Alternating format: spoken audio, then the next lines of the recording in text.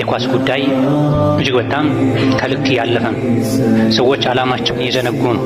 እንደ ጤነኛ ሳይሆን እንደ እብድ የሆኑ ነው በኳስ ምክንያት። ሙስሊምን ከኳስ ጋር ምን አገናኘው?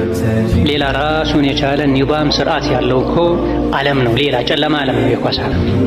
ሰሞኑን በክረምቱ ኮርስ ተማሪዎችን እየጎበኘሁኝ ባየኋቸው ቁጥር ሁሉ የሚተኙ ልጆች በብዛት አየሁኝ። በገባው ቁጥር አባቱን እናቱን ባንድ ያጡ ሀዘን ላይ ያለ ሰው የሚመስሉ ልጆች አየሁ። መድረሳ ላይ ቁጭ ብለው ሀዘን ላይ ነው።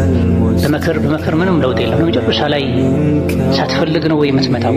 መማር መቅራት አትፈልግም? ምንድነው ችግሩ ብዬ በግል ቢሮ አስቀምጬ ሳናገር ማታ መተኛው ከ6 ሰዓት በኋላ ነው አለኛቸው። ለምን ስለው ኳስ ያየው።